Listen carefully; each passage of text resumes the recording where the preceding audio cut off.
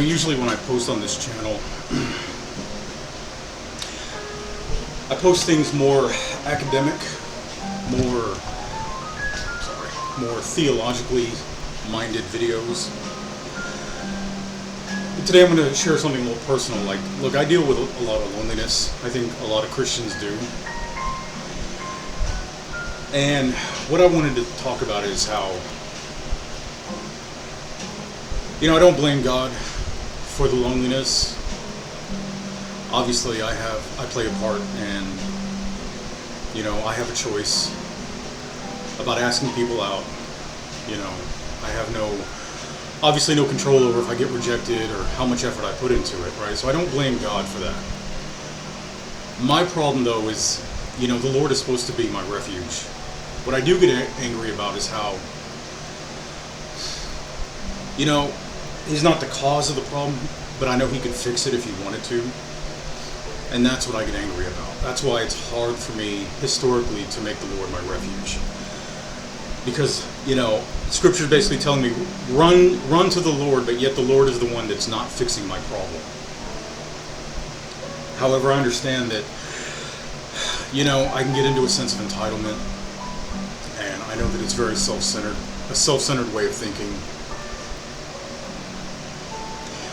What I wanted to share was a solution that I figured out, and I try to remind myself of this, is that, there's a parable that talks about, Jesus, there's a parable where He talks about, there was a farmer planting a farm, a vineyard, crops, etc., and someone came along and threw bad seed into it, like seeds of thorns and weeds and things like that, trying to sabotage the crop. So the crop, started to grow, but so did the weeds, right? So did the thorns. And, the hired help said to the farm master of the vineyard, the master of the vineyard said, let us go out and pull up the weeds, and get rid of them. But the master in his wisdom knew, he told me, he said, no, because if you pull up the weeds, you're going to pull up the good crop as well. And you're going to end up just ruining everything. We got to let everything blossom. We got to let everything, good and bad, we got to let everything grow in its own time. And wait till the appointed time, right? We have to wait. We just got to let things grow till the end of the harvest. Then we pull up everything and we separate the chaff from the wheat. And I think about that. There will come a time when that happens. And so I try to remind myself that, maybe the Lord isn't fixing my problem right now. And to be fair, I have a lot to be grateful for, if I'm really honest with myself. I just get into my feelings, I get into my ego. I'm a very temporal creature, like any other human being. But there will come a day when, things will be separated, right? Loneliness will be a thing of the past. So I hope that helps somebody. Something that's been on my mind recently. I was really emotional last night because of some things that happened. And I know that I've seen that it's real easy to get disillusioned, to get disheartened with the faith, right? Because I don't get what I want, and then I want to shake my fist at God. It's easy for me to want to be comfortable all the time, and use another person, by the way. I remember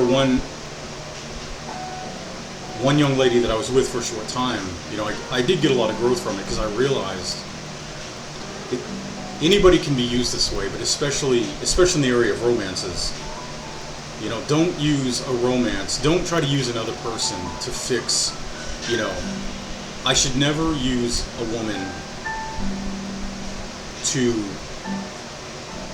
make me feel better, to validate me, right? Don't use the person as a drug, And I know it sounds very common sense, but it's just something I had to learn in its own time. I'm glad I learned it. And I may have shared about this in past videos, Unfortunately, I still do that. I still get into this habit of, I want a woman, I want a romance, a relationship to fix me, But I just think about the wheat and the chaff, One day everything will be pulled up and everything will be separated. And like He says, every tear will be wiped away, Feelings have never killed anyone. Feelings are just temporary, and feelings are not always fact. You know, so it's easier said than done.